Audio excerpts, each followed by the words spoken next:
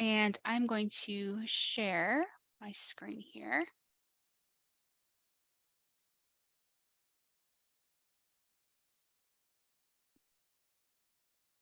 Okay. And let me just make sure. Excellent.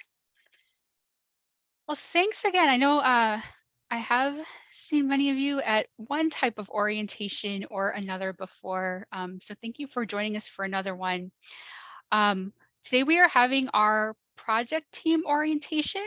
This is kind of going to be the last, I guess, the last meeting during the onboarding stage before we really kind of jump into um, jump into the big parts of the project. So some of this may sound familiar from previous meetings. Other parts are definitely new. Here is what we have on our agenda today. I'd like to start off just by kind of going through some introductions, both for CCS and for Newport staff. Uh, we'll also kind of talk a little bit about the roles of the project team. We'll go over the project phases, and this time we have dates to give you as well. I want to talk about strategies for the project communication, and then Deb's going to lead us in just kind of some essential information about Polaris and a quick demo, just so you start getting some context about what Polaris looks like, some of the things that we talk about and applications that we mention. And then I want to end by reviewing a draft training plan because that's going to take us into kind of the next steps, the next things we want to talk about for the project. So getting started here, the first thing I wanted to do was just some introductions for the project team. We have pretty much two sides to this. We have the CCS and innovative side, and we have the Warren Newport side. So on the CCS side, you will have um, basically me. My name is Nico. For those I haven't formally met before, I'm going to be your project lead here. Then we have the remaining CCS staff here to provide you with additional support and training. Let me just give a brief introduction to myself, just so you know a little bit about me real quick. I am the member services librarian for public services at CCS. I've been here for about coming on 6 years now. I primarily work with circulation and interlibrary loan staff, providing consulting, training, and support. So when I started with CCS, was really at the start of our project where we were doing our big all libraries migration from Circe Dynex to Polaris. So I was here when we did that that big change over to a new ILS, and since then I've been on the team as we migrated four other libraries into our consortium. And then before CCS, I've been with public libraries for about 10 years. I started off in circulation when I was going to school, and then I was an adult and teen services librarian. And Deborah's going to echo this as well. But when I was in working as an adult and teen librarian, I was actually part of a migration on the library side from one ILS to another. So I've been on both sides here, both that back end system sides and the frontline staff sides. Um, Previously, for all the other library migrations, I've kind of been in that additional support and training end. So this is kind of my first time here as a project lead. So I'm really excited to work with you guys closely on this. I'm going to turn over to Deborah. I'd like her to kind of introduce herself. Hi, everybody. I'm Deborah Wishmeyer. I'm the Director of Member Services at CCS. So like Mieko, I've also been at CCS for 6 years. We actually started just a couple months apart from each other. I got my start in libraries working in circulation at the Morton Grove Public Library. And I always say like that's where I learned literally everything I know about libraries and service. And then from there, I worked in their reader services department before I went to the Downers Grove Public Library, where I worked in adult and teen services. So like Mieko, I went through that ILS migration working at Downers Grove. That was when Swan did their big migration to was it Symphony, Sorcidanic Symphony. So can definitely relate with everything that all of you are going through, since we kind of went through it too when we were at Downers. When I came here to CCS, like at the time, it seemed a very scary thing because I didn't 100% know what CCS really was and what I would be doing here. But on my second day of work, I went to governing board and it was announced that I would be like the project manager for the CCS migration to Polaris. And so like since then, we have lived fully in like the migration world, not only migrating all of our CCS libraries to Polaris, but then, you know, adding four. Are you the fourth? No, you're the fifth. You'll be our fifth library to migrate into CCS. So we spent kind of the last 6 years doing this. I've previously been the project lead for these migration projects, but I'm really happy this time to hand it over to Mieko to lead this one. So you'll kind of see me jumping in and out of these projects to provide backup support as needed now through September. And then in addition to CCS staff, we will be working with Anne and Jerry on the innovative side. So CCS will primarily have contact with innovative, but you'll likely hear their names pop up in communication. So Anne is the implementation manager, she's kind of the project lead on their end. And then Jerry is our data guy. So he's the one who will be downloading, uploading, processing your data into Polaris. Both have been with us on these projects before, so they are very well versed in CCS and how we do things. So that's kind of the CCS innovative end. I would love to just hear a little bit about you, if you don't mind introducing yourself, your name, your role at the library, kind of your background.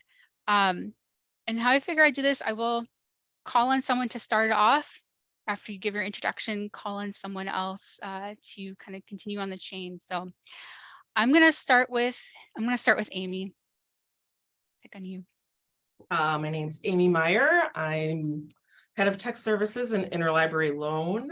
I've been here for about 15 years. Prior to that, I've worked in various public libraries and law firm library for the past 23 years. And I've always worked in tech services, even at the law firm. So tech services through and through. I have spent some weekends on the desk and it wasn't always pretty. So that's it for me. How about Sandy? Hi, everyone. I'm Sandy Beta. I'm head of communications at Warren Newport. I have worked here for almost 30 years in May. I cannot even believe I'm saying that. When I started, Warren Newport was part of CCS. So we were part of CCS, then went standalone, and we're becoming part of CCS again. I have extensive experience in adult services. I actually worked for about 25 years in a public service capacity. And I have also worked in circulation departments, technology departments, and technical services departments. So I've been in my role for about 5 years. And from what I understand for my team assignment is really focusing on how we're going to communicate the different changes to the public. So I think that's it. Kate? I'm Kate Ferdon. I am the Interlibrary Loan Associate here, but I started as a shelver. I've been here, I think I want to say 6-ish years. And I've either been shelving or an interlibrary loan that entire time. And I am also on our training and continuing education committee. So I will also be communicating with them about training, scheduling, and all of that. Let's hear from Smriti. Hi, my name is Smriti. I'm the head of IT here at Warren Newport Public Library. This is the first library I've worked in. And I started at adult reference desk, just fell in love with the library and finding wherever I can fit in and help. I am going to be in charge of training for CCS. I have been a high school teacher before for IT. Hopefully that'll help. And I'm part of continuous education and training committee as well. And we are doing a lot of new stuff in the library. So this is not the new stuff. This is one of the new things Mhm. that we are doing. So my role will be to make sure everybody's comfortable and on board with the change. And Kathy, do you want to go next? Sure. My name's Kathy Soakley. I'm the head of circulation. And I was the supervisor before that. So I've been here about 7.5 years. Before that, I worked at Grays Lake Library. And I was there for 13 years part-time in circulation. And I worked at Cook for a year, 2 years, I can't remember, as a shelver. So, yeah, I'm excited to be here now. I've, migrations, my goodness. So when I was at Grays Lake, we had Dynex. It was not Cersei Dynex, it was Dynex, and we migrated to TLC. And, well, TLC was, its own special little ILS, I guess. And then I came here. I've heard of TLC, but I am not familiar with it, so I'll have to. It's not very functional. Okay. I Yeah, thought- I'm gonna say, I think the Grace Lake staff much prefer Polaris after moving from TLC. Oh, yeah. That's funny. There's a lot of collective wisdom in the group. I am very excited to work with all of you. So, roles as the project team. So as the project team, you all will be point people for various aspects of the project in the library. So there's a variety of roles that you're going to serve. Some of you mentioned what roles you're going to be filling already, which is excellent. You might be the point person for like a single role. You might be the point person for several roles, or you may have like a small team or subcommittee filling a role. So just kind of quickly go through these and kind of what they do. So library lead, which is Amy, they will be the project manager on the Warren Newport side. So basically your big duty is to make sure that migration related tasks are being completed, those milestones hit, and you will also be our primary contact.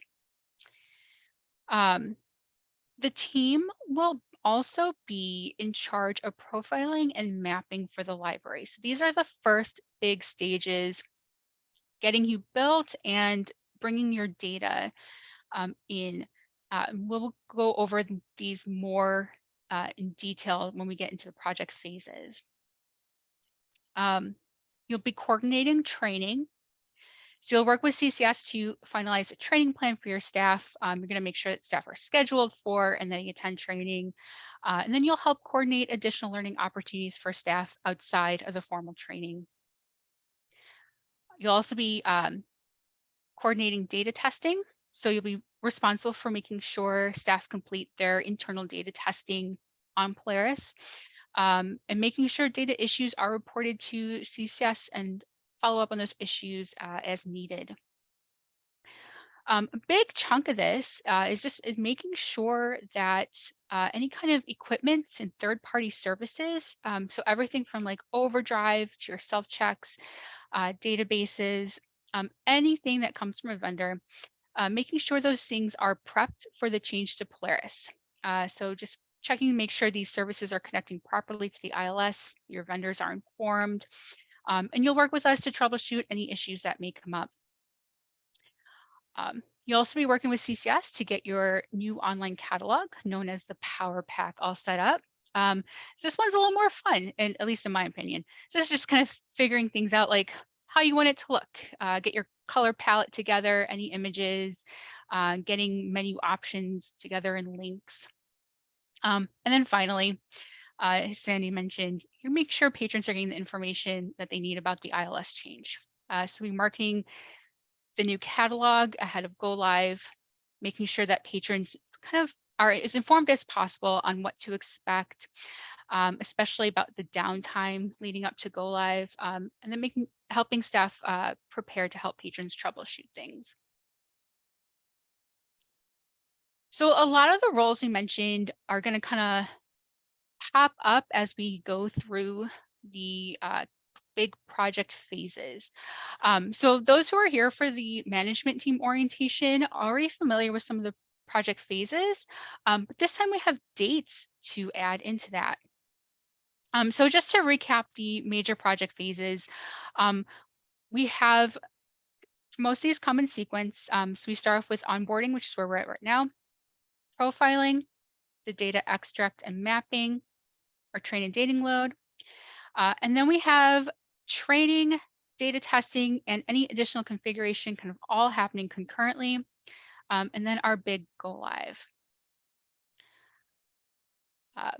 Now, the exciting part is last month, CCS met with Anne, who's that implementations manager at Innovative, and we were able to establish some key dates for each of these project phases.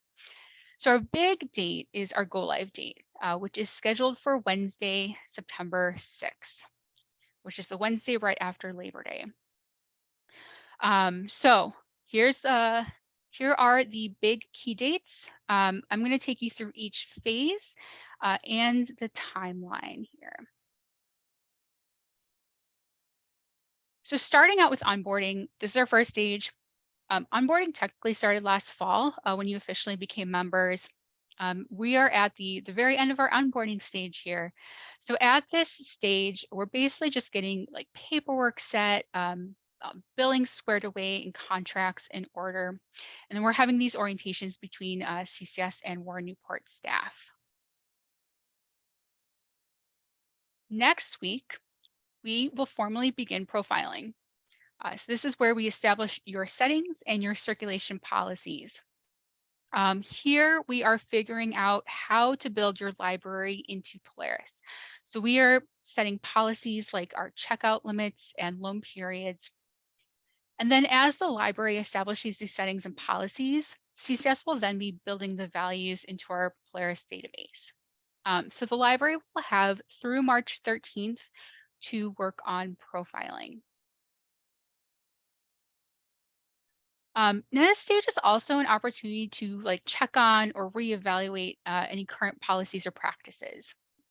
So one of the things you'll be doing is just kind of like taking stock of your current policies and just confirm that they match with your procedures. So, you know, for example, during profiling, we're establishing loan periods. So your policy manual may say that like bookmobile checkouts have standard loan periods, but you know, maybe at the start of the pandemic, you began giving bookmobile checkouts like extended loans.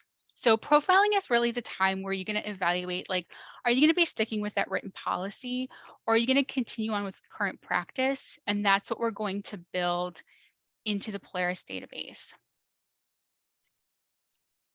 This is also when you'll want to make decisions if you've been considering any changes to your current like Sierra policy. So if you've been thinking about adding a new patron type or item type or changing any circulation rules. If so, we can build those into the Polaris database so that they're ready to go when you go live in September. One important thing to note about policy changes during the project.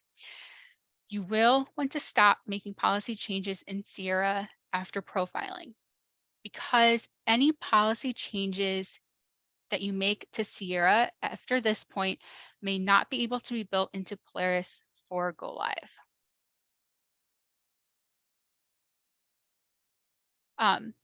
Mentioned that profiling is where we're going to set up things like circulation limits and hold limits. And this will not only be for Warren Newport patrons, it's going to be for everyone.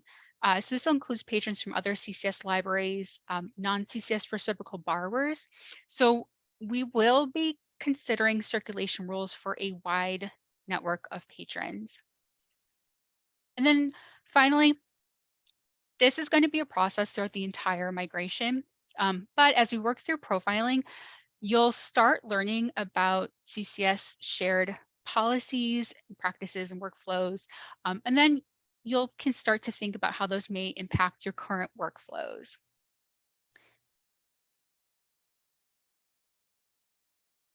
So profiling ends on March 13th. And then right after, so the week of March 13th is going to be our first data extract. This is where Innovative extracts a copy of data from your current database. So we get copies of your item records, your patron records, holds, fees, pretty much everything. And we're going to use this data for the rest of the project. So we'll, right up until go live, we will use this for training, for data testing. I like to call this a rough draft data. So again, just kind of emphasizing here, you're going to want to stop making policy changes in Sierra at this point, because if there is anything new, we can't guarantee you can build it into Polaris for go live.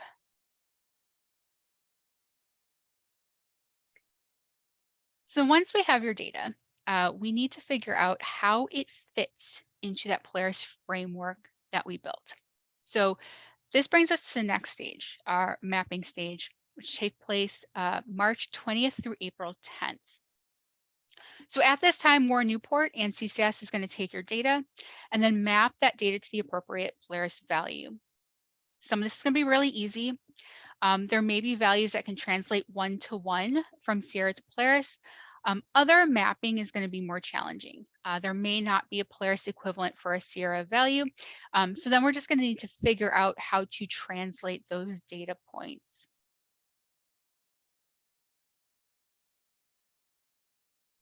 But then once mapping is complete, the following week, so the week of April 17th, Innovative will load Warren Newport data into the CCS Polaris training environment.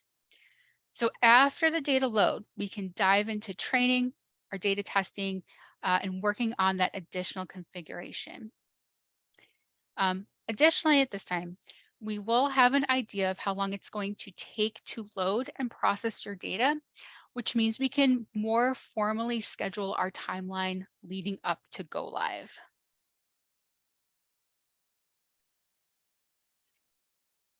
So then is our big chunk of that training, data testing, and configuration. So we will have 4 months in the late spring and the summer to focus on these stages. During training, CCS staff will train Warren Newport staff on how to use Polaris, things like our system policies and our local practices. And then to supplement the formal training sessions, your internal project team and or managers will find opportunities for additional in-house training, which could be anything from like dedicated off-desk time for like free exploration, time to use our structured online training courses, or activities that you give staff to complete. So there's lots of options for encouraging learning outside of training sessions. And then during this time, we will also be data testing. This is where we make sure records and data come over as we anticipated, and that the settings and policies are built into Polaris correctly. So with data testing, staff are going to be reviewing all the different kinds of records, making sure that they can complete key actions and workflows without running into any issues or blocks. So this is going to where this will be where we catch and correct data issues before we're going live, and we can also like tweak those data nuances that we couldn't configure during profiling and mapping. So if you do come across issues, Warren Newport will report issues to CCS, and CCS will work with Innovative to get those fixed. And then we'll be taking care of all the other configuration at this time as well. So we will refine staff permissions, which Deborah will touch on in a few minutes. This is also where we're going to build that your online catalog, your Power Pack, and then of course you'll work with those vendors to plan for the ILS change and configure all those other peripherals. And that brings us to go live, which is again scheduled for Wednesday, September 6th. After that training data load in April, we will have a better understanding of how long it's going to take to load and process your data. And then we'll be able to establish a more concrete timeline of the events leading up to go live.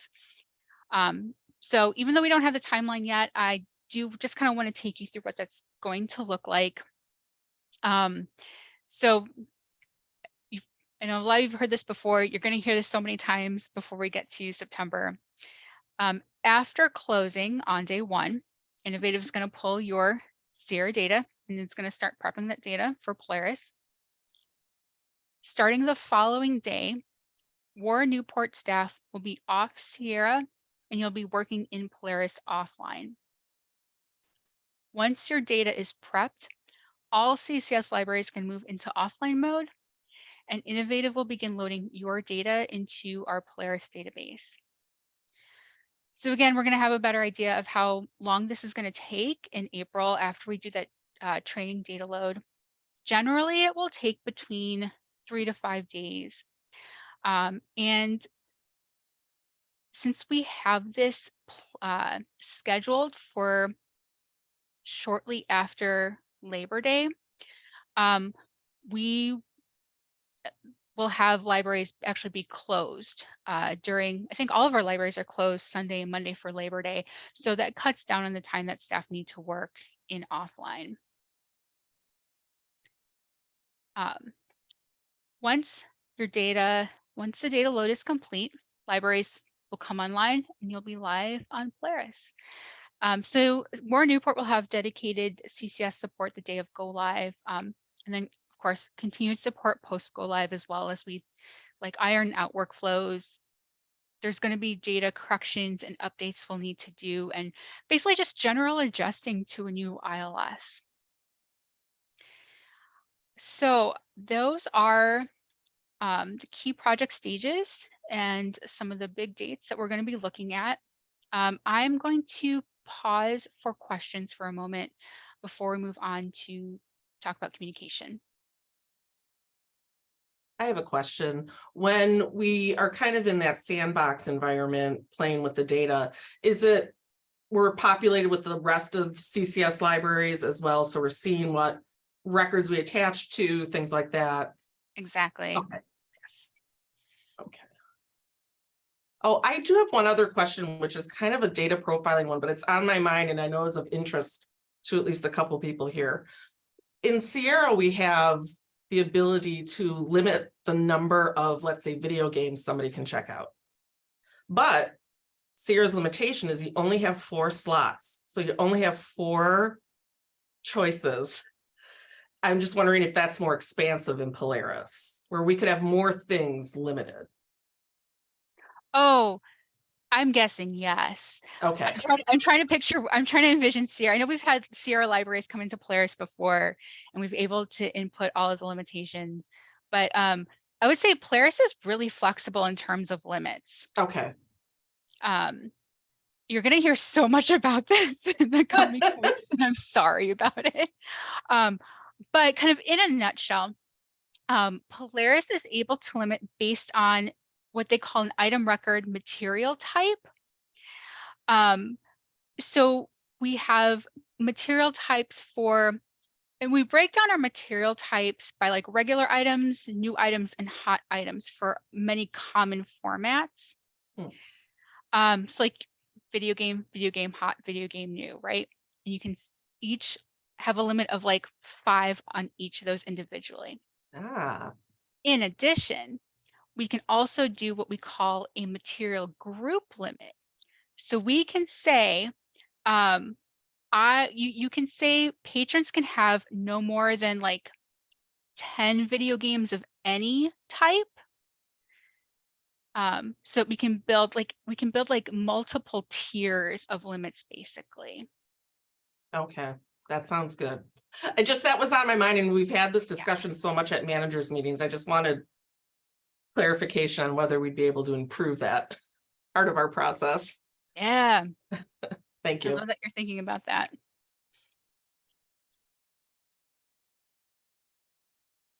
Any other questions before we talk about our communication strategy? Don't hesitate to interrupt me. So real quick, I do want to just talk about a few things with our communication for the project. First one is giving us a little trouble right now. We will be using SharePoint folder to house our migration related documents.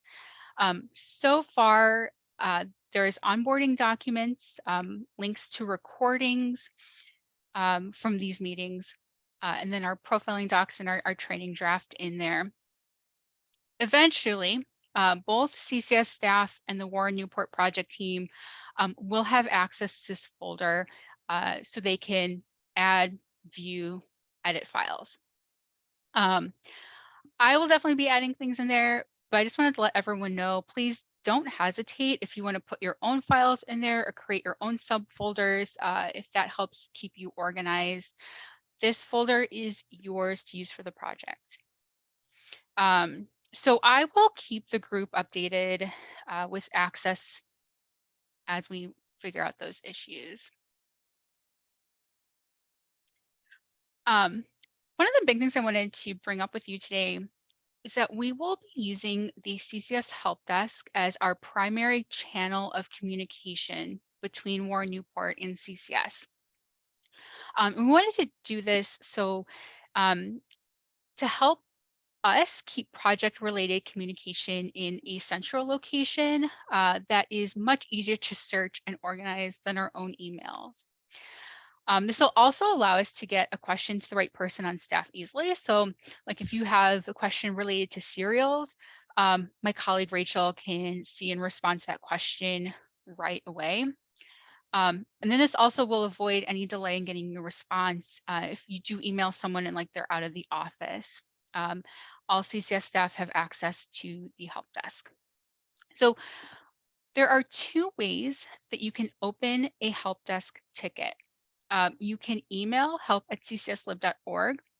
When you send an email, it automatically opens a ticket. All responses will be sent through email. You can respond to an email, it will post it to the help desk immediately.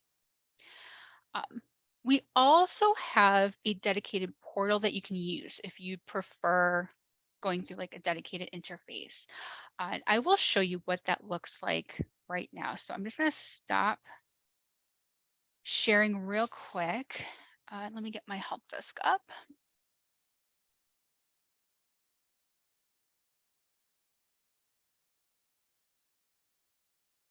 Okay. So here's the help desk, ccslib.freshdesk.com.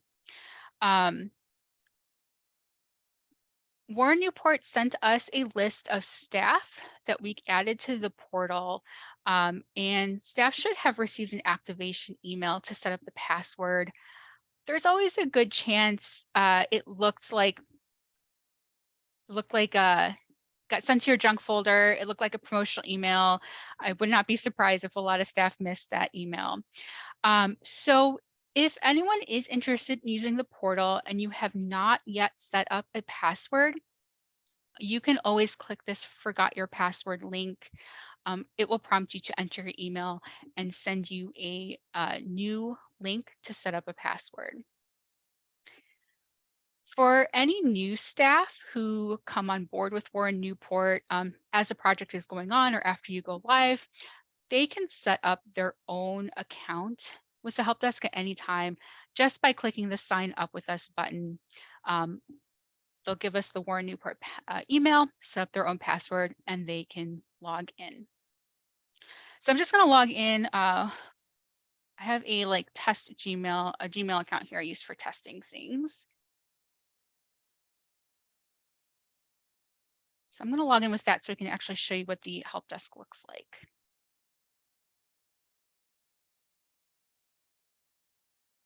So with the portal, it is just another way to create and manage your tickets.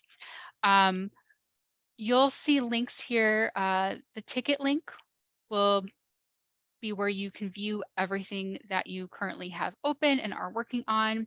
And then you can create a new support ticket by clicking this little plus ticket sign. Let me show you what that looks like here. The fields are pretty basic. You just want to enter your name, subject, description of your question. We do prompt you to select a category, and we've added a new category specifically for the Warren Newport migration. So when you are creating a ticket, please select Warren Newport migration, and then you're prompted to select a subcategory. Choose whichever one you think fits best. Don't stress out about it though, because CCS staff can always adjust things on our end if we need. Once you submit a ticket through the portal, you will get an email just confirming that the ticket was received. And you will, even though you set it up in the portal, you will receive any responses through email as well. So no matter what method you use, email or the portal, you will still get all responses through email. And then let me show you what it looks like here to view your tickets. So I'm just going to click on the tickets tab up here. You will be able to see everything that is currently open and being worked on. And then if you click on the status, you will also have the option to see tickets that have already been closed if you do want to go back and reference anything. And then in a ticket, you will see responses that you've posted, and then responses that CCS posted. And like I said, you can continue to post responses here, reply in your email, and it will automatically post automatically post the ticket. So let me just say thanks, Deborah, and reply.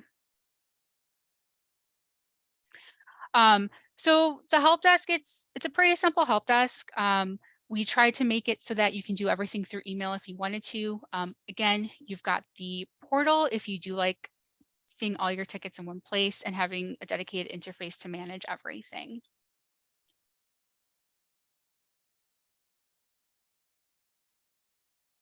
Back to my slides.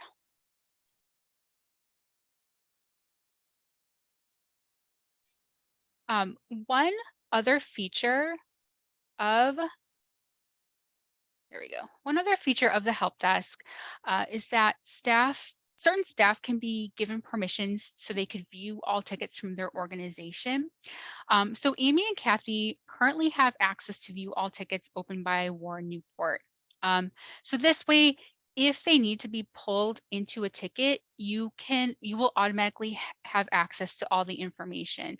So Amy and Kathy, when you're in the help desk interface, you will see everyone's tickets under that ticket view. If you find different stages of the project, you want different staff to have access to all tickets, we can easily configure that.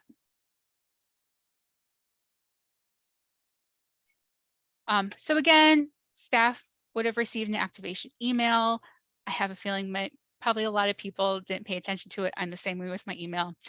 If you didn't see it and you want to use a portal, just click that forgot your password so you can set up a portal password.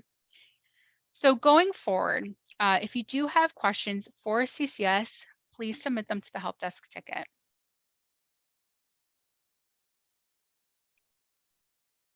In addition to communication between CCS and Warren Newport, it's also really important to think about your approach to communication internally.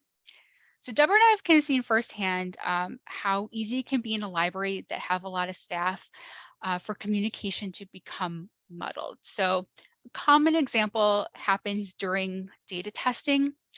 One department may submit a correction to something in an item record. We'll do an update, and then another department may say, "Ooh, actually, no, it's supposed to be the first way," and then kind of go on and on with those item changes. So it's very important to make sure that necessary staff remain informed and that everyone is on the same page.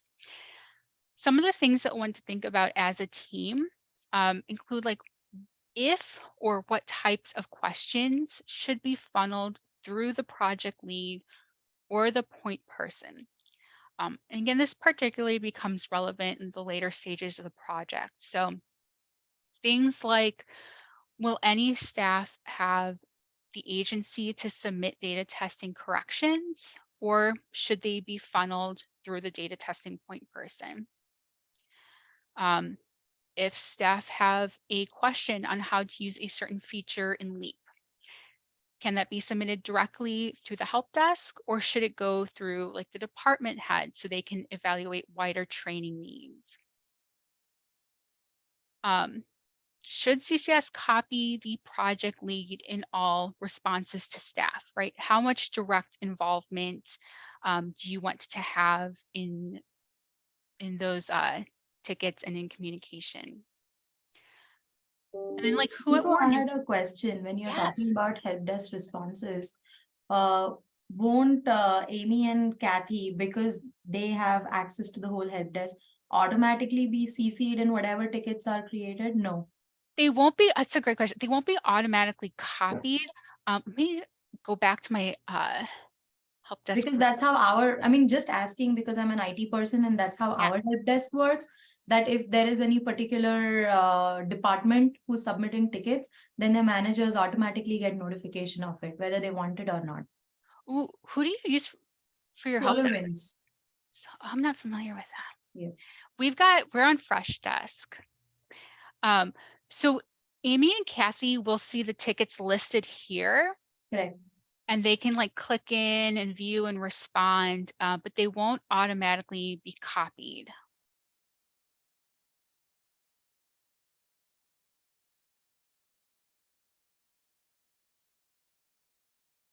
Okay.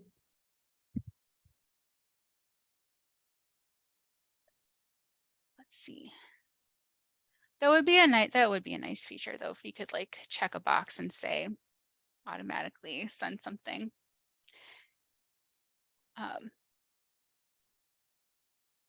Let's see. Oh yes, and then you'll definitely want to figure out who at Warren Newport is going to have the final say for pending questions. So this becomes very important for things, again, like those data testing issues, configuration questions, like when we're working on the Power Pack. So, things like, should CCS take requests for changes from anyone, or should they come from designated staff? So again, some important things to think about as we get into the following project stages. Then I'm going to turn it over to Deborah. I'm going to stop sharing my screen because Deborah is going to go over some. Can you actually keep sharing your screen just for Oh, my, yes, and then I'll do the demo. absolutely. I just had one more question and probably Deborah course. is going to cover it. So right now when we connect to Innovative or Sierra, we just have 2 or 3 IP addresses that we have. And wherever on the server we need to plug in those IP addresses, we use that. And then we've got 2 certificates. One is for innovative.wnpl.info and one is for search.wnpl.info. So how will those be translated when it comes to CCS? I might defer this question to our either Ian, our project manager, or our IT manager. I do not think you will need those security certificates anymore once you move to CCS and Polaris. Like, don't take that as a promise. We'll want to just verify that. But as far as I know, none of our libraries have like innovative Polaris specific related certificates that they have to maintain. CCS would maintain anything, but I think because we're hosted, innovative handles all of that. And so, but will we have something else which will need a certificate? You should not need any security certificates for any of the Polaris tools. So you may be able to say goodbye to those at the next renewal. Okay, and our Sierra is cloud-based, and I'm sure CCS is also cloud-based. Yep, we have, we're hosted customers, so our servers live currently in Amazon Web Services. Oh. Okay. Yep, and Innovative maintains all of that for us. So previously, before we went to Polaris, we had our own servers for, at the time, Symphony. But once we made the shift to being hosted and cloud-based, we were able to like decommission those servers. Do you know what your backup model is? Innovative manages all of our backups for our database, and I can get you some more information on the cadence of those. I feel like they do daily backups, but I would want to double check our contract because I might be wrong, but I'm sure they back it up daily. Thank you. No problem. Those hard-hitting questions, I love it. Keep them coming as I'm going through these slides. Feel free, you can interrupt me at any time. You don't have to wait till like the end. Okay, so I'm going to provide an overview of the different Polaris interfaces, and hopefully this will provide you with some good context as we start to work together on the project, and then you start working with Mieko on profiling and then to refine the training plan for your team. So after I kind of do this quick overview, I'm going to give a demo of two of the Polaris applications, Leap and the staff client, so that you can just get like a taste and a preview of what the new software will look like before you jump into the profiling phase. Okay, Mieko, slide. So CCS uses Polaris for our ILS. So like Sierra, Polaris is an innovative product. So we migrated to Polaris back in 2019. We've been on Polaris for about 5 years now. And honestly, we've been, I don't want to speak for everyone, but we've been very happy with Polaris. And I think you're all really going to love it once you get to know it and learn how it works. So there are a few different tools or applications within Polaris that you will become familiar with over the course of the project. Leap, which is the Polaris web or browser-based application. The staff client, which is the more traditional desktop installed software. PowerPack, which is the Polaris version of the online catalog for patrons. And then Simply Reports, which is a web-based Polaris reporting tool. So let's talk about Leap first. As I mentioned, Leap is the newer web or browser-based Polaris application. So Leap is accessible on any computer or device with an internet connection and a web browser. So Leap is great because you don't have to install any special software on your computer. And to access Leap, staff will open the Leap URL in their web browser like Chrome, and then log in with their username and password. So most staff will be using Leap to complete day-to-day tasks like checkout, check-in, pick lists, searching, etc. And Leap is really great. I love Leap very much. It's really intuitive to use, and because it's browser-based, it's much easier for Innovative to make updates and improvements to Leap, which means we see new updates and new functionality being added to Leap like a couple times a year as part of software upgrades. So that's super awesome. Like I mentioned, most of your staff will be trained in Leap.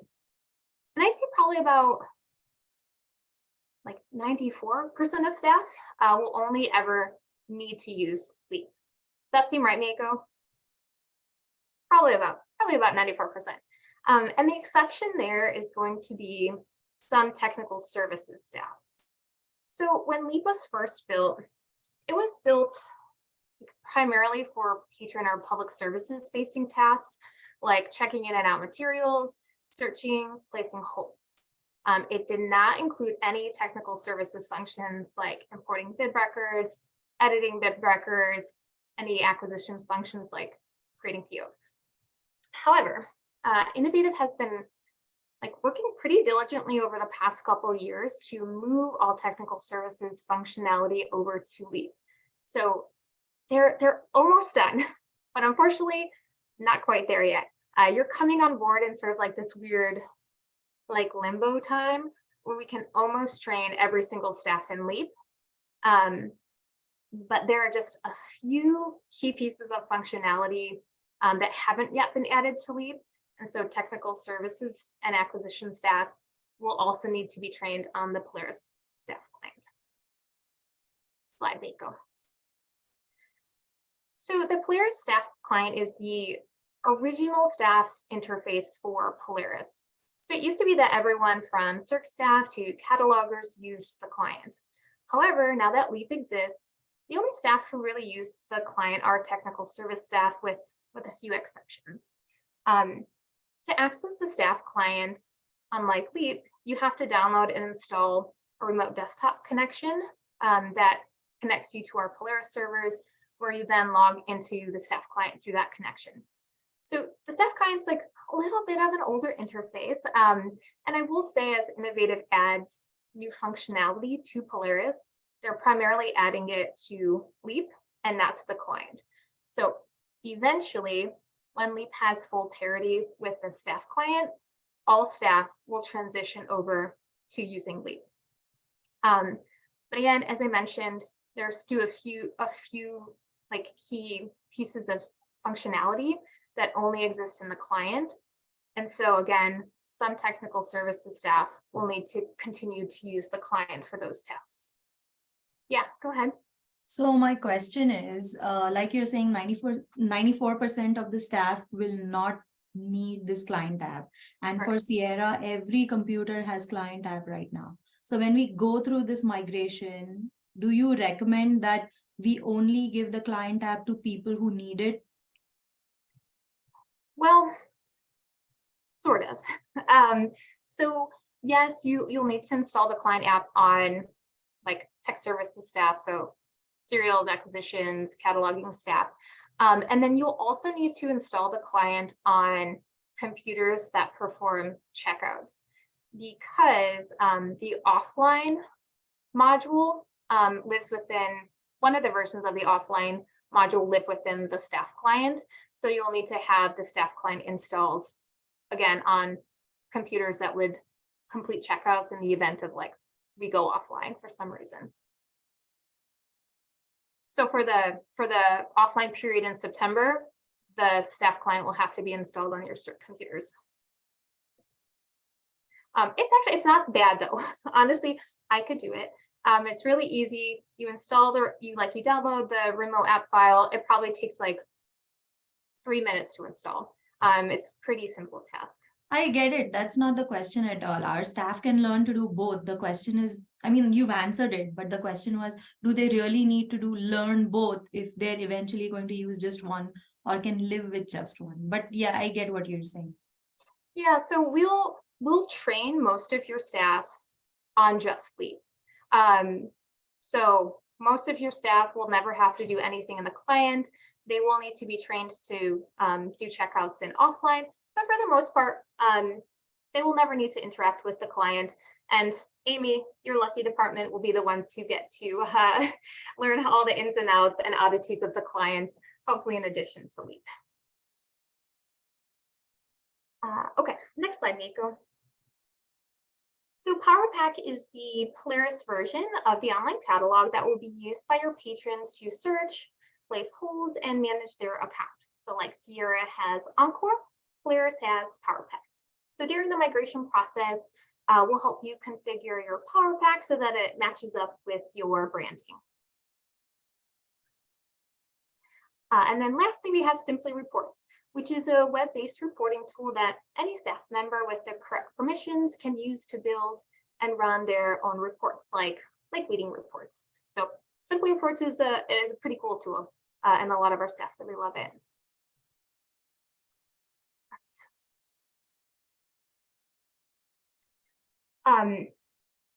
So one really great thing about Polaris is that we have actually two environments. So we have our live production environment, but then we also have a training server that we use for training and testing.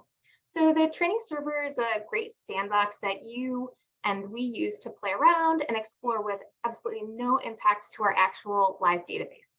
So we'll be using the training server in the lead up to the migration to test the data load, complete training, and do data testing. So then after you're live, you can continue to use the training server for practicing skills, testing new workflows, and training and onboarding all of your new staff. There's a great visual indicator which one you're in, because sometimes even I get messed up of like, am I in training or production? Our production environment is blue. You can see that blue bar up across the top. And then our training server is red. So you can always tell which one you're in by the color of that menu bar. All right, Miko, next slide. So to access Polaris tools, each staff member who needs access will be given an individual username and password. So staff will use those individual logins to access Leap, the client, and Simpler reports. So each username will be assigned to various permission groups, and those permission groups control what they can or can't do in the various interfaces. So we moved to individual usernames back when we moved to Polaris in an effort to improve database security. So this was really important because Leap's a web-based tool. So staff can access Leap from any computer, not just computers within the library. So again, that's why we made that switch to individual usernames. When a staff member leaves the libraries report that to CCS, and then CCS deletes the username so that they can no longer access Polaris. All right, slide. Okay, so a little bit just like about the hierarchy of our database. So within Polaris, permissions, settings, and records exist in like these 3 levels or tiers. There's the system level, the library level, and then the branch level. So the system level is CCS, or the consortia level. At the library, we will have our 29 libraries. And then at the branch level, those represent the physical locations or pickup points at each of our libraries. So we have, gosh, we might have like 60-ish branches at this point. So during the migration process, we'll sometimes say, oh, this is a system level setting, or oh, that's decided at the branch level. So when we say that, we're again referring to this like hierarchy, the system, the library, and then the branch or physical location level. So slide, Miko. So here's an example of what this hierarchy looks like for Algonquin. So again, we have at the system level is CCS, or the consortia. At the library level, we have Algonquin. And then under the Algonquin library, we have their 3 branches. So they have a main location, they have their branch location, and then they also, at their main location, they have a drive-up window. And that's configured as a separate branch to allow patrons to pick that as a pickup point for their holds. So again, we have CCS, Algonquin, and then their 3 branches. So on the next slide, this is what your hierarchy will look like. So again, CCS is still that top level, Warren Newport is the library level. And then at the branch level, we have your primary location, and we also have your bookmobile branch. So during the profiling, especially, I feel like Miko might talk to you about like, you want different settings for your 2 branches. So there is the option within Polaris, like have something be different for the bookmobile branch. Like maybe you give longer loan periods or something like that. I'm not sure, but Miko will kind of talk you through some of those decisions during that profiling phase. Okay. It's my turn to show you some things. So I'm going to go ahead and steal the screen from you, Miko, and give you just a quick overview of Leap and the staff client. And we're doing okay on time. So hopefully I'm going to demo just a couple things, but if we have a little bit more time at the end, we can kind of go back and look at a few more features.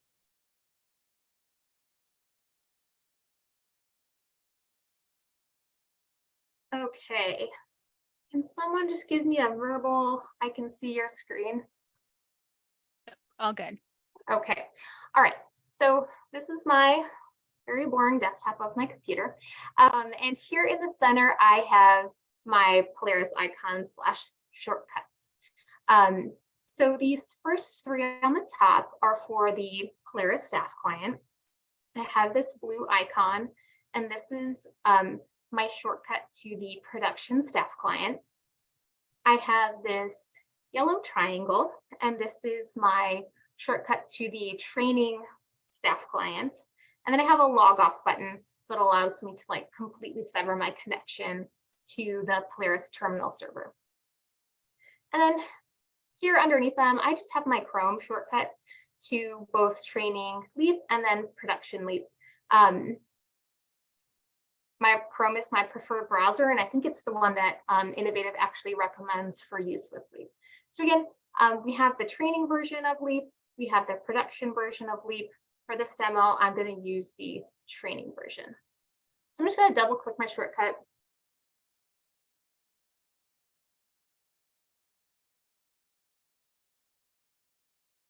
And I'm going to let training Leap load here, which hopefully it does. Okay, Mako, you can see my tab, right? Okay, so here is the login page for training Leap. So once I'm here, I'm just going to go ahead and I'm going to put in my individual username and then my individual password. And I'm going to click sign in. Now, when I sign in, I'm taken to a page where I select my login branch and my computer workstation. For the sake of this demo, I'm just going to be logged in at Lake Villa. But in my list, I see a list of every library. You will only see your libraries in this list.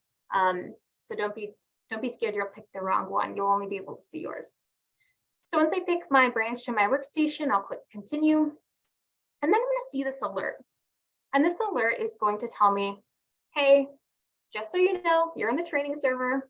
You're not in our live production environment. And it's also going to just let me know that the data in the training database is current as of January 10th of this year. So we don't regularly sync our production training server. We update it a couple times a year, usually as part of like a software upgrade or a new library migration. So then I'm going to click continue. And Leap's going to load. So this is Leap. As you can see, it's a really simple interface, really clean, pretty straightforward.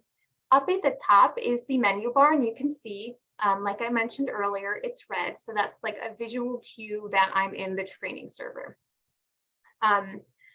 So again, I'm not going to give like a full training session for Leap, but I'm going to run through just a couple like common tasks like checkout and placing a hold, just so you can kind of get a feel for how it works and how it looks. So let's say I'm a patron or a patron comes to the checkout desk and you want to check out a couple of books to the patron. So to do that, I'm just going to place my cursor in the quick search bar, which you can see up at the top in that red menu bar. So here I'm going to scan or type in the patron's barcode. I'm just going to use my test card. And you can see when I scan or type something into the quick search box, it's going to give me auto suggestions. This will either be for patron records, matching patron records, or matching bib records.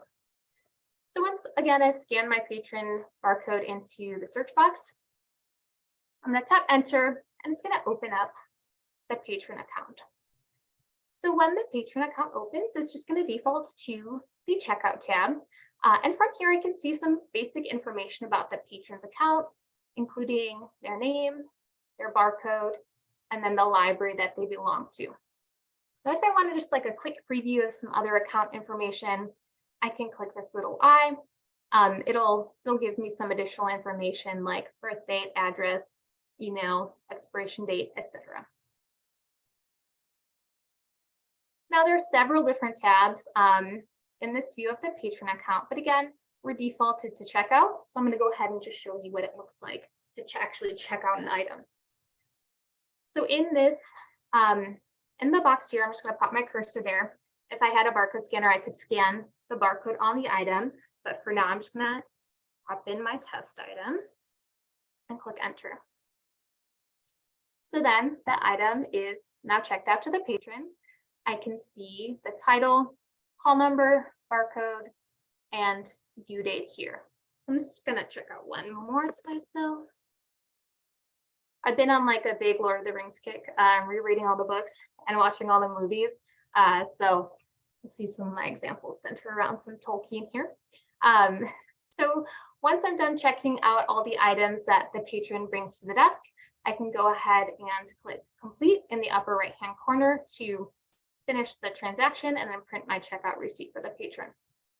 But let's say while I'm here, the patron wants to change their email address that they have on file.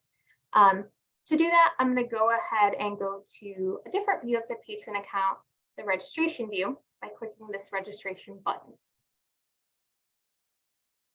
This is going to open up the view of the patron's account with all that good information you grabbed from them when they signed up for their card, including their address, their phone number, etc.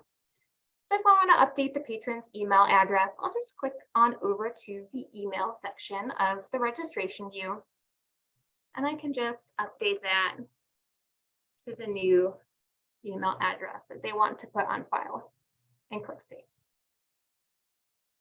I'm going to get this pop-up. It's going to say there's a duplicate patron record, and that's because there's about 1,000 CCS staff test cards that all use the same info. So it will always tell me there's a duplicate.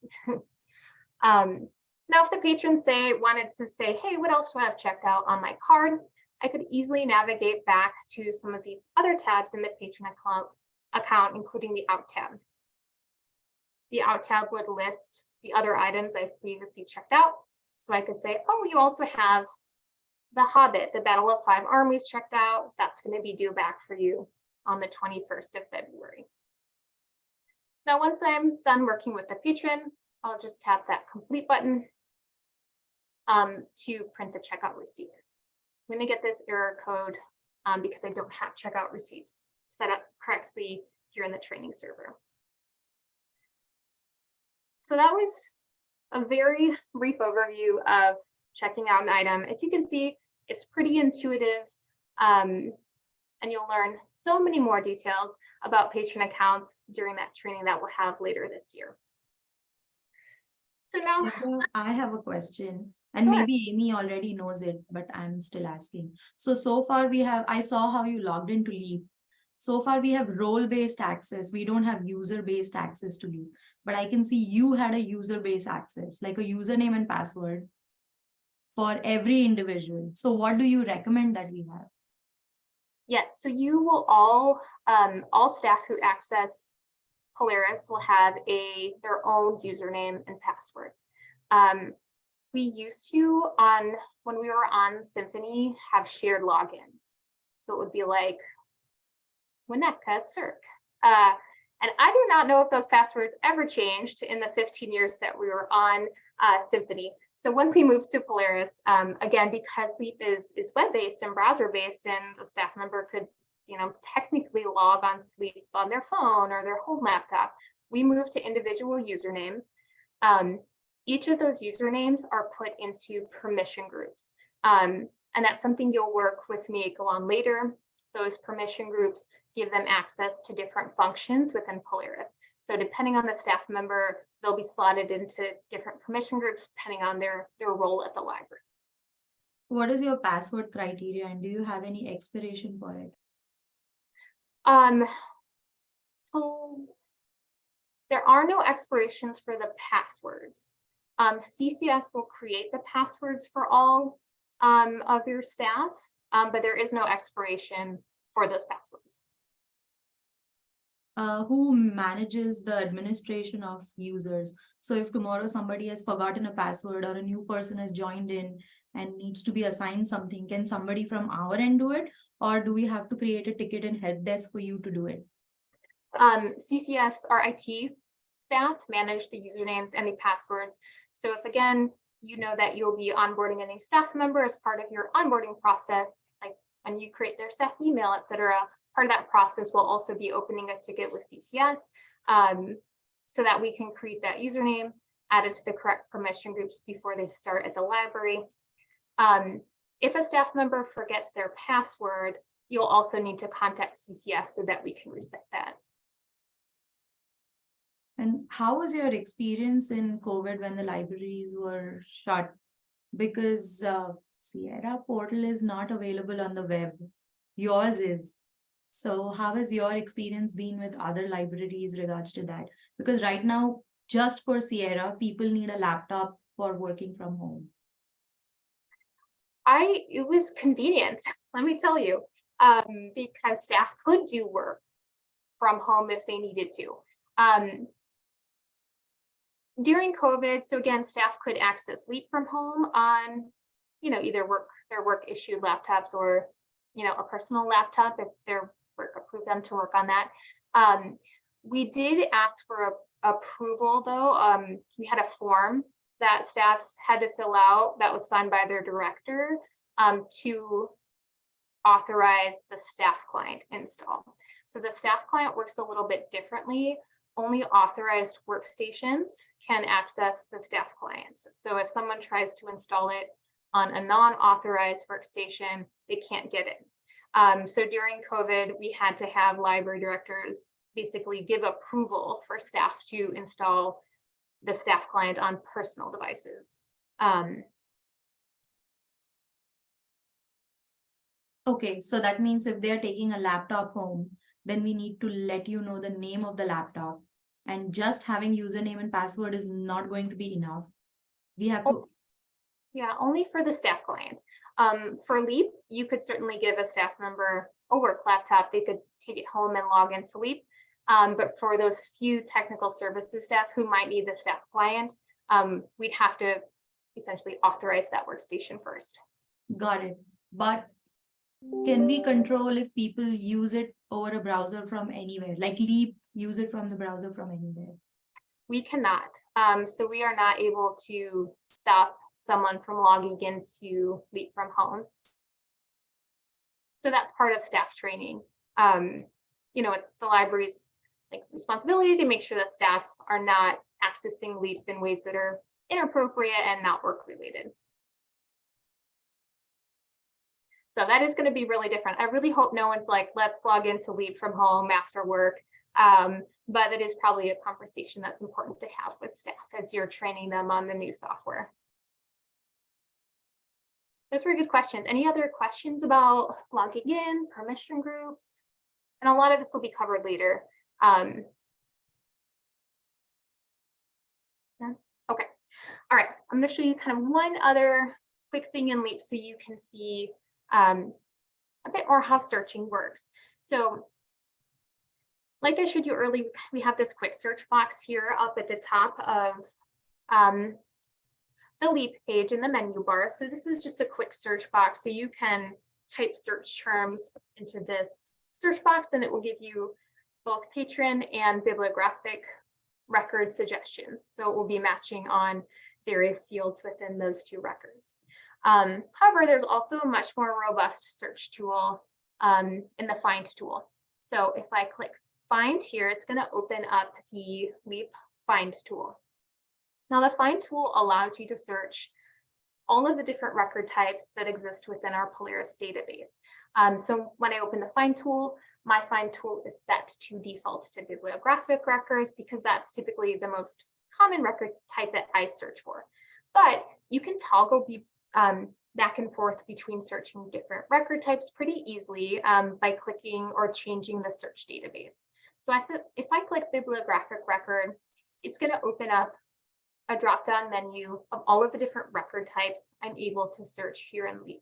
So if I wanted to hop from searching bib records to say searching patron records, I'm able to do that very easily here through the find tool.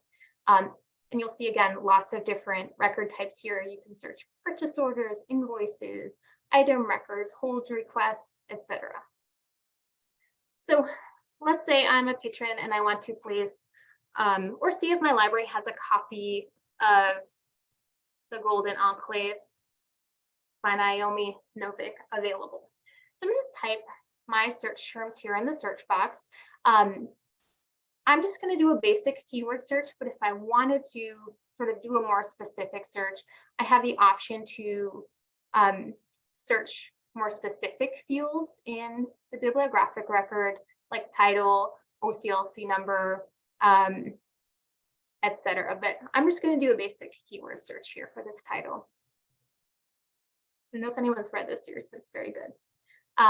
So in my search for the Golden Enclaves, once I push that search button, I'm going to see my results pop up.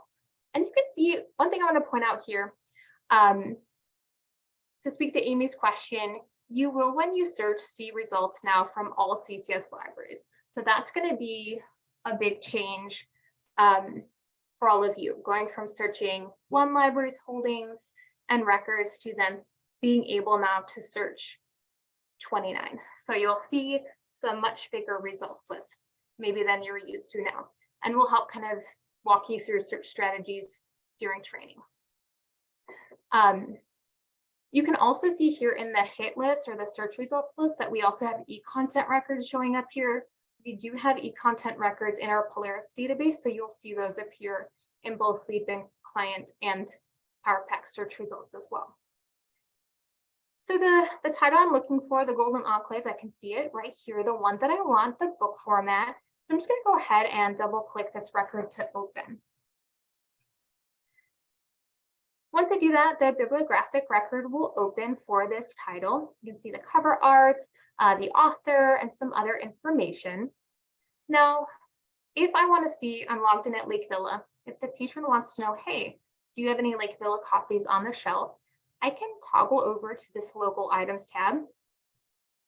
And this will show me, okay, there is an item available at Lake Villa. The shelf location is new. Here's the call number. Now, let's say it wasn't available at the library I'm at. I also have the option to click the All Items tab and see if maybe another nearby library had it on shelf, if the patron was willing to drive. So you can see this is a big long list. We've got a lot of libraries and there are lots and lots of items floating around this system.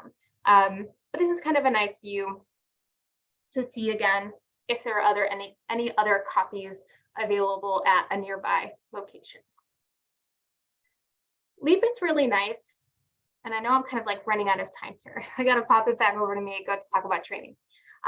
Leap is really nice because there are tons of links within the records to other records. Like everything's kind of like hyperlinked and clickable, which is really, really nice. So if I wanted to say, oh, hey, I'm at Algonquin and this item was recently returned. I want to know more about this item. All I have to do is click the item and it opens up that specific item record. So Leap is just, I feel like much more intuitive to navigate than some other ILS tools that I've had experience with. So now if I'm a patron and I need to put this title on hold, I'm going to go ahead and click the Actions button up at the top, click Place Hold, and then type in or scan the patron's barcode, find the correct patron account in the list. That's going to open up the patron's account defaulted to the Holds tab. I'll verify all the information looks correct, and then I'll just click Place Hold to place the hold for the patron.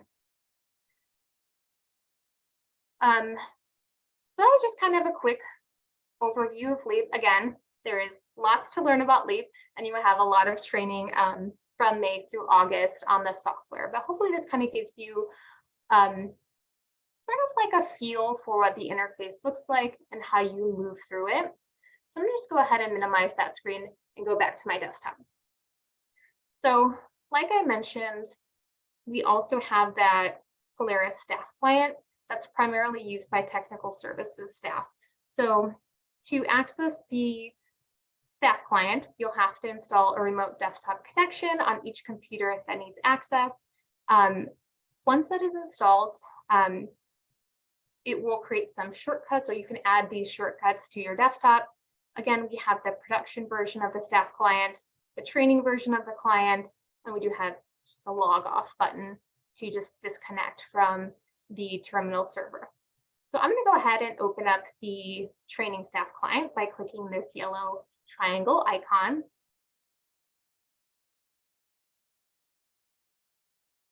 And once I do that, my computer's gonna say, do you trust this program? And I'm gonna go ahead and click yes.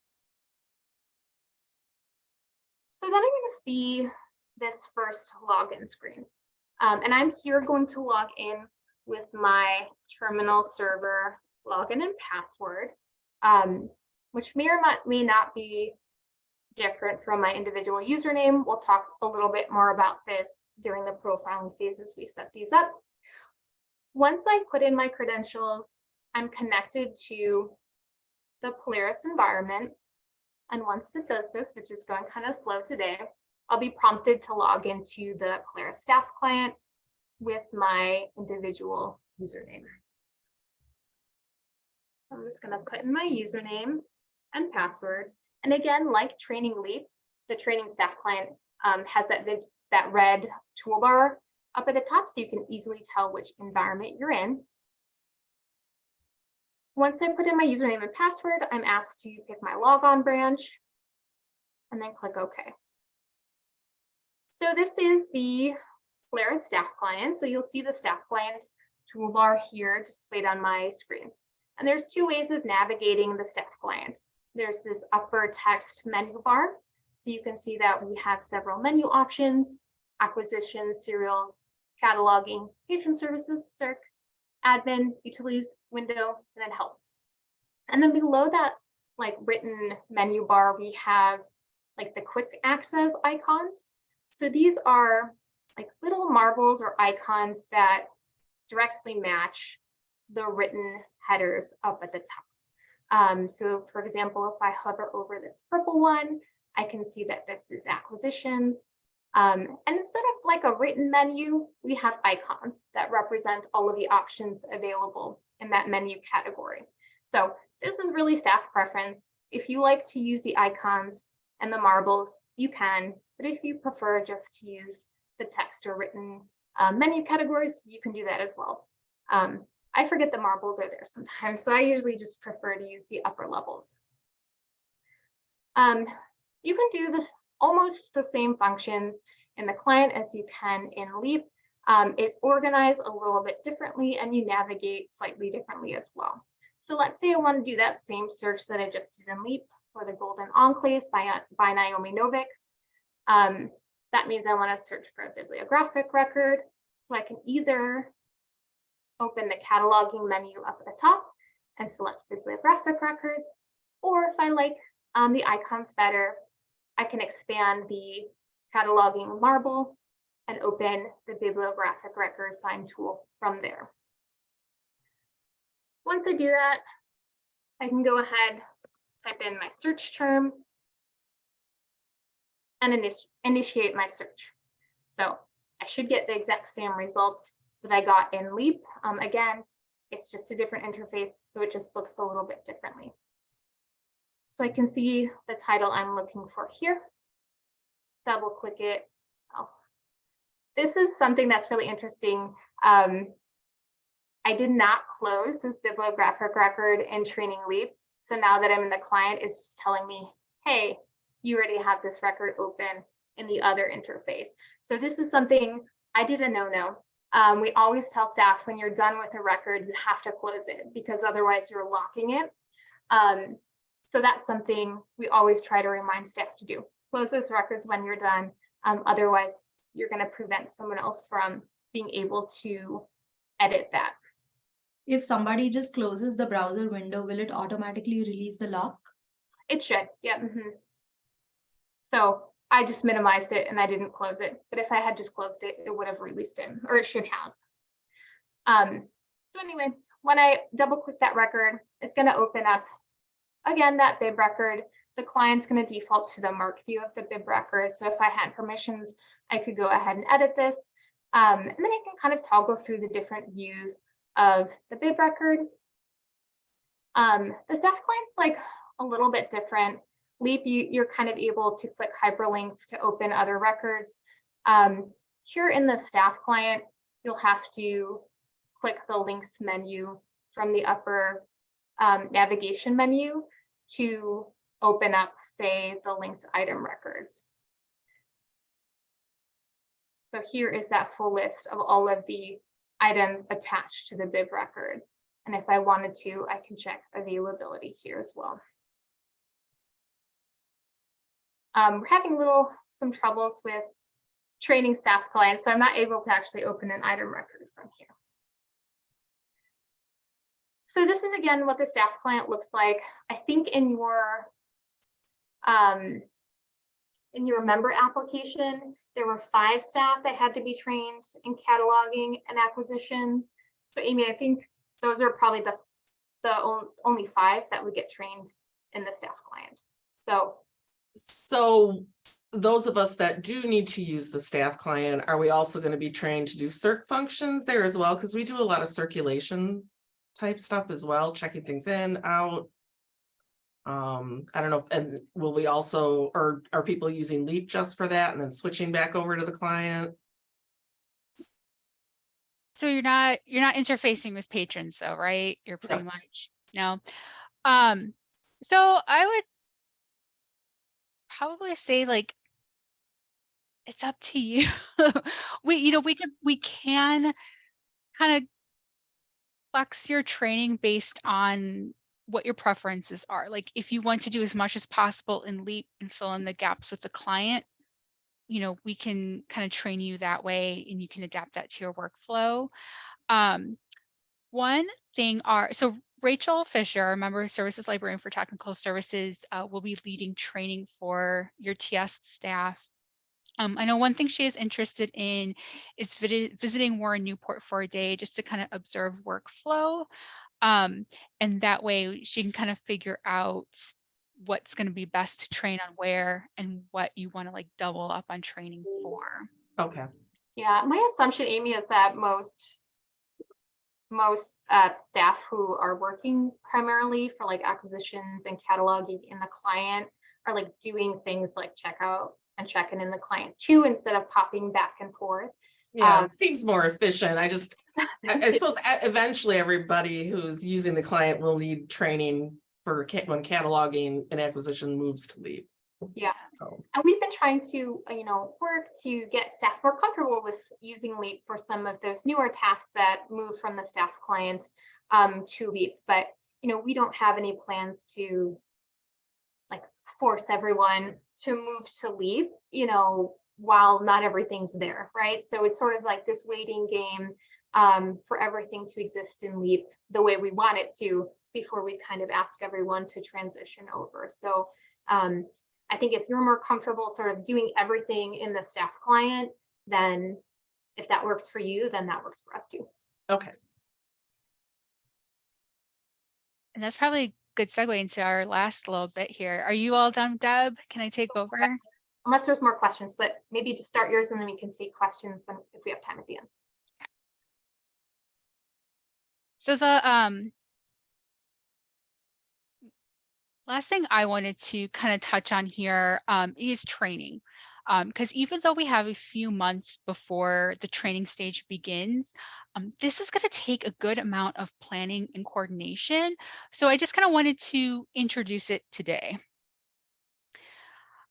So I sent out the draft training plan in an email. I very quickly just kind of want to walk through it and then talk about some things that you'll want to start thinking about as a team. So let me get to, I could have just started with the training plan. Let me pull that up here. Okay, so the training plan that we've drafted up has come from our experiences with our former migrations. Pretty much every big migration we did had kind of a different training structure to it. So these are our recommendations based on what we've seen, experienced, and the feedback that we got from our library staff. So CCS will be providing the bulk of training for Warren Newport staff. So this is going to include of live synchronous sessions. We also will have a number of consultations that we'll hold with relevant staff to talk about things like configuration and workflow. And then, of course, we have robust online content that staff can access at any time. So kind of going through the big types of training that we will be offering. We do have several sessions that we recommend for all staff or will be relevant for most of your staff. We recommend these sessions be virtual so we can record them because not all staff are going to be able to attend live. So this way, anyone who is not able to attend live will be able to watch the recording. Any staff who wants to go back and be able to review will be able to do so. This will include an orientation to CCS and an overview of Polaris. So basically just kind of that big picture. This is what CCS does. These are some big changes you can expect. This is what Polaris looks like. We will also host a Power Pack or the online catalog webinar. And this is where staff can learn about the online catalog, how to use it, and kind of get a baseline knowledge for how to troubleshoot with your patrons when you first go live. We also always offer our reports application, Simply Reports. We offer training for Simply Reports. However, we typically schedule these after you're live on Polaris. So this way staff can start kind of getting an idea of what Polaris data looks like, and how kind of have that mental piece in place so you can configure reports. And then in addition, like I said, we have a whole bunch of asynchronous training content staff can access at any time. And these include structured online courses, and then also just topical how-to pages and videos that staff can access as needed. So most staff or all staff will want to get that training, but then we'll also have like service area focused sessions. So these are pretty much broken up between public services and technical services. Now there's a few challenges when it comes to public services training. We have the size of departments. You have significantly more people to train. Scheduling. You have more part-time staff that you'll need to schedule for. You'll also need to account for things like desk coverage. And then there's also going to be like increased turnover. So these are the departments where you're more likely to have new staff start, maybe after most people have been trained, or start after you go live on Polaris. So for public services training, we anticipate scheduling multiple sessions per area. And we're also proposing a mix of in-person and virtual. So that way, even though virtual won't be able to have like on-hands training, it'll at least be something you can record and refer back later if you do have anyone who joins the team later on.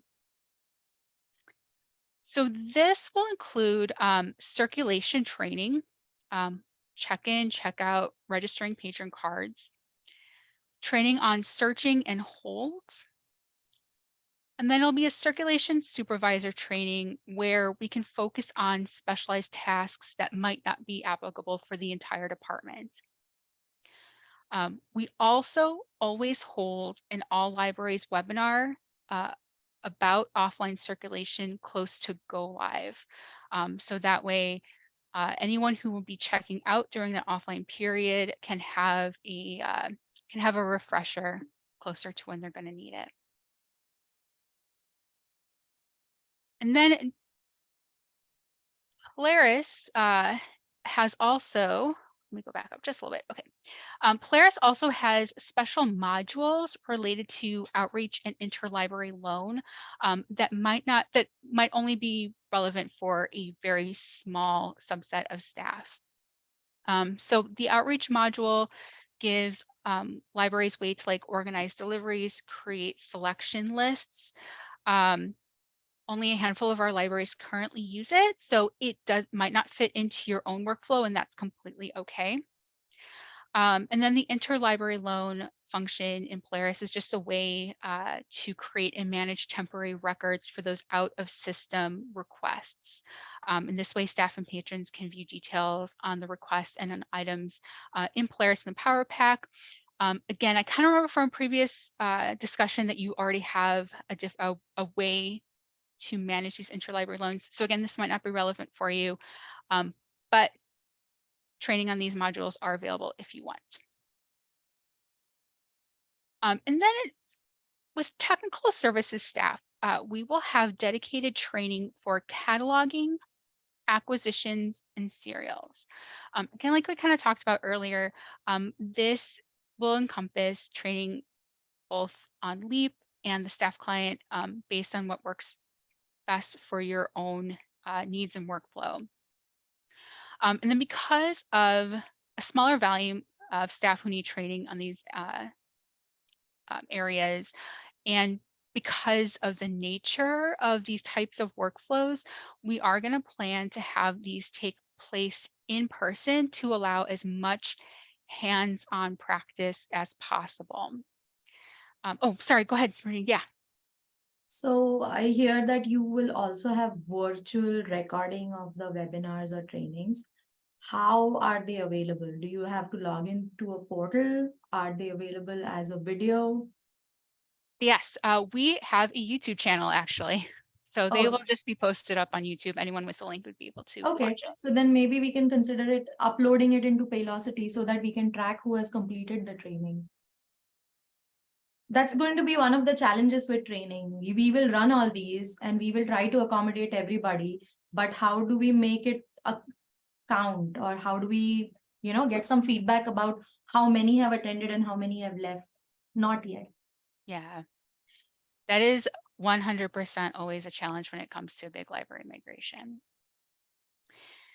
And then on technical service training, kind of going online with the online content, even though these are going to be in person, Rachel, again, I mentioned Rachel, our technical services librarian, works so hard to create content and keep it updated.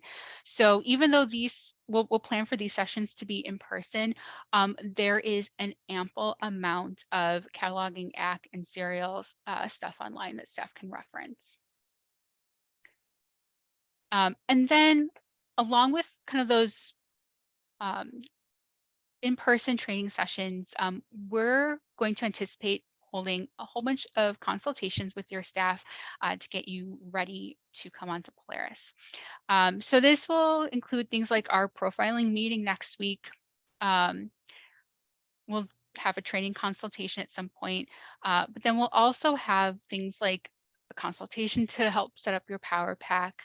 We'll get our IT manager over to help go through things like installing the client, setting up printers, self-checks, all that stuff. And then we also like having these startup task consultations for circulation and technical services. And this is just to kind of go over what you're going to need to do or to know for those first couple days you go live. So it's that immediate transition from your old ILS onto Polaris. And then of course, CCS staff will be available on site on go live day to provide any kind of support. We also like to hold office hours. And this is where we, in person or virtual, basically you'll have some CCS staff available. Warren Newport staff can drop in, ask questions, and get like one-on-one help with CCS staff. Traditionally, we've only done these before libraries go live. At our last migration, we got the recommendation that holding office hours after go live would be helpful too. So I wanted to add it to the draft training plan in case you are interested. And then of course, no matter how much we talk about workflow before we go live, it's all theoretical. So we'll always put the offer out there for additional workflow consultations after you go live. So it's a very quick overview of the training, draft training plan that we have.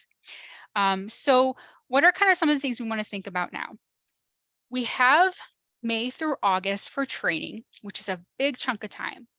However, even though we have all that time, one thing we also want to think about is that timing, right? We don't want to get staff into training too far in advance. Yeah, just nodding, because then there's a lot of months for them to also forget it. So I would like to schedule a meeting between CCS training staff and your training leads by March 15th. And this way we can just kind of figure out like what sessions we need, how many sessions, and like things we're going to hold them, so that we can kind of start getting things on the schedule. So here's kind of a bigger list of things to think about with training. Number of staff to train in each subject area. So Warren Newport did give CCS estimates in your application. So we have an idea, but we definitely want to know, like how there's probably staff that might need some cross training. So we'll just want to get a more solid idea of how many are going to need that circulation training, how many are going to need the holds and searching training, because this is going to inform how many sessions we need to schedule. You also want to think about like what tasks are relevant to all staff and which may be only relevant to select staff. So we have flexibility in crafting these sessions and what goes on the agenda. So like we know all circulation staff are going to need to know how to check in and check out, but it may only need the managers and the supervisors are going to need to know how to do specialized tasks like run print notices. So in which case we know we can leave those off that general circulation agenda and dedicate that time to something else. Also want to think about like where are these sessions going to take place? So I know Warren Newport has space for training. CCS will be moving into a new office in June. And I think we'll anticipate having enough equipment for maybe like, I think 15. Yeah, Deborah's nodding, 15 staff people to train. So it's probably easier for a lot of staff to do it on site at Warren Newport. Other staff may want to have a little field trip and see somewhere new. So when you say you're going to conduct the training, will it be a practical session too? Because we have 20 laptops with us that staff can use for training. That's perfect. I love it. Yes. So like I know for the I'll be doing the circulation training, and I know like I will want staff to have like books with them or DVDs and stuff that they can practice checking in and checking out. So if you have equipment at your space that we could use, that's awesome. Lovely.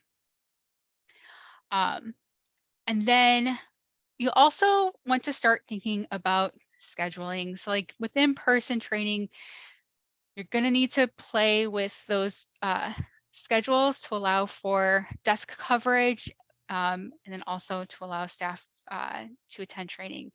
I know everyone is so burnt out on scheduling from all the all the COVID restrictions and everything. So I hate bringing this to the table again, but definitely something we want to think about.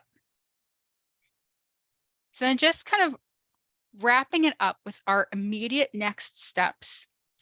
I'm going to be at Warren Newport next week for our profiling consultation.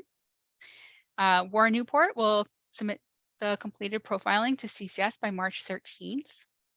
And then again, I'd love to schedule that meeting between CCS and your training leads by March 15th. So that way we can kind of get this training plan together a little better and start working on the schedule.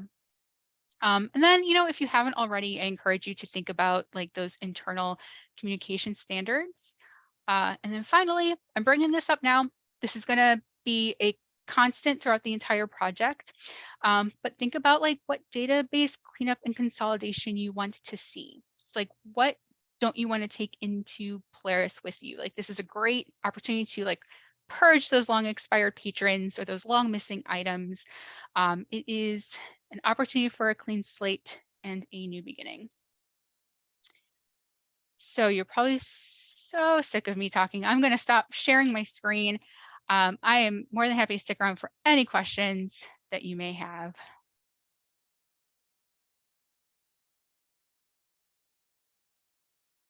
Thank you. This was very informative, and especially the steps now, they're totally clear. Like, we're just going to gather live data, put it in a sandbox, test enough, shut down, migrate, be done.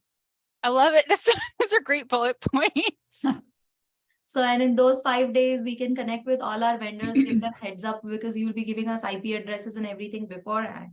And we'll have 5 whole days to make sure the vendors make the changes and show up and change everything on self-checks and everything that need to be changed, right? I hope so. Yeah, it'll happen. We have changed see, that's what I'm telling you. Yours is such a big project, but unfortunately or fortunately, it's one of the big projects we are doing since the past year. We've changed our internet, we've changed our shared drive, we are changing everything. So don't worry. We We've know kind of what are the taken on a problems lot with our this year. vendors. Yeah. I've heard. So one good thing I now see is if it is going to be all web-based, our internet is already upgraded to triple whatever it was. Nice. So that's taken care That's of. good. And we already know what stops working, which vendor does what. So we are prepared. Now I'm not worried. I'm good. Hi, I have a couple of questions. Yeah. So thank you very much for giving Amy M some suggestions about other libraries to talk to about the public communication. I'm reaching out to those libraries right now to try to get more details and examples of what they've shared with patrons. But it is a little overwhelming, kind of like what Smriti was indicating. We have a lot of projects going on right now, in addition to the CCS migration. Do you have any other sense of timeline of the public communication aspect? For example, in our latest newsletter, which is going out this month in about a week, we did mention, kind of an introduction to patrons, Good. that the new catalog will be coming. But do you have any sort of a guidance on that in terms of informing the public and what will become critical in the migration? Let me gather up some timelines from our libraries that we migrated and see how patrons reacted. Okay. We'll also, and Deborah, I don't know if you remember from Palatine, because they were also Sierra Library, but one other thing we'll have after April is we'll kind of know what like patron data is going to come through and what we may not have access to anymore. And so that might also help inform like timeline of when you start alerting patrons to things. Okay, thank you. And I have reached out to Palatine, as that was one of your examples. So, Oh, good. again, thank you, for that. I haven't Tammy- heard back from them yet, but I just started to make contact this week. And they're so Um, wonderful. Is oh. your newsletter monthly or is it quarterly? It is quarterly. So Okay. our next deadline is April 3rd for release mid-May. Okay. Oh, that's good to know. April. So then you'll have like a August. We then have a deadline of July 5th for a mid-August release. That's actually perfect timing, like right before September comes. So that actually works out pretty well. But yeah, I know just from the Palatine migration there, I think there are a couple things that maybe won't come over, like patron lists. So those are definitely, we can work with Palatine and consult with them to maybe come up with a list of the things that won't make it over. And then you can give your patrons sort of advance notice of like, you have to download this before this date. Because I feel like based on the feedback from other libraries, like losing lists was a big deal for patrons who may not have downloaded them in advance. So Yeah, I could see our heavy users having an issue with that. So yeah, that would be good to know. Thank you. Thank you very much for the support in that. Like I said, I have made the individual contacts, but I think sometimes you're not quite sure what to ask. And everyone is busy everywhere. So, they can volunteer as much as they can, but they may not think of it too. So, and then change of subject. Amy Meyer has asked about this, I think in a previous conversation. We currently use the Communico app, Engage, for our mobile app for users.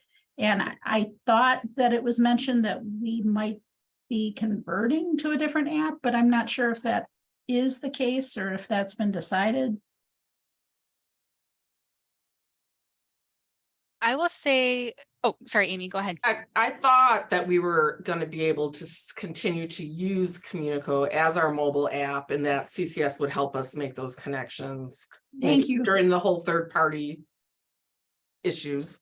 Thank Yeah. you, Amy. Thank you. We don't have a system-wide app that all of our libraries use. We have a lot of libraries on Communico, so Okay. I know their support always seems really responsive too when we've needed help from them. Okay, so no worries about that then either. Okay, all right, thank you. I've even thought how I'm gonna schedule the training. I'm gonna put it in Communico, reserve the room, people sign up. Then whoever is left will get virtual and we'll track it in Paylocity, done. We could also, if you, I don't know how gamified you want this, but we could also like, as at the end of the training session, like give them a little slip, like, okay, give this to, this is your proof that you've attended. Well, we'll get it. But Yeah, we it's can give a it's small certificate kind of a thing you've completed. I Right, guess that's what, exactly. yeah. The badge. badge. We do get training hours for this, so we are supposed to Okay. complete a number of training hours in a year, and whatever training comes gets added to that. Oh, that's nice.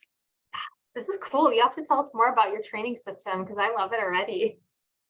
Like a certain number of how many CE hours can I ask? Do they have to get every year? 8. It depends on how many hours they work. Yeah, it depends on the position. That's good.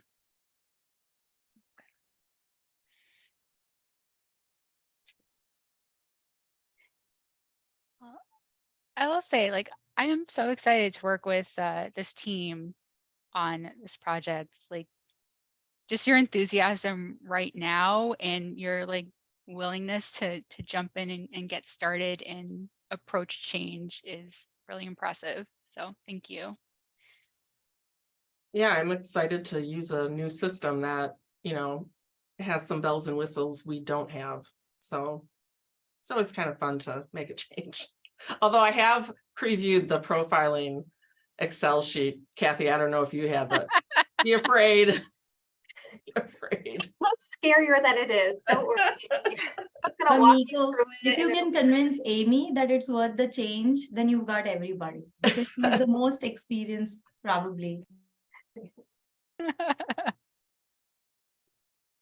I think you're off to a great start. I mean, just the number of questions, like I can totally tell you guys are like thinking so many months ahead and like ready to anticipate everything that could happen. So like that's an amazing, like the like ideal attitude towards the project is like problem solving and change management. You guys are already like way ahead of like where you need to be. So I think this is gonna go so smoothly, and I'm gonna adopt the attitude of like, what up? Like this is the easiest thing you guys have to deal with after all your change. So we'll make sure that's the truth. And Miko, I'll get together with Smriti just to come up with some dates to meet for the training by March 13th. Perfect. And if that was kind of an estimated date, if Okay. it's later in March, that's totally fine too. Okay.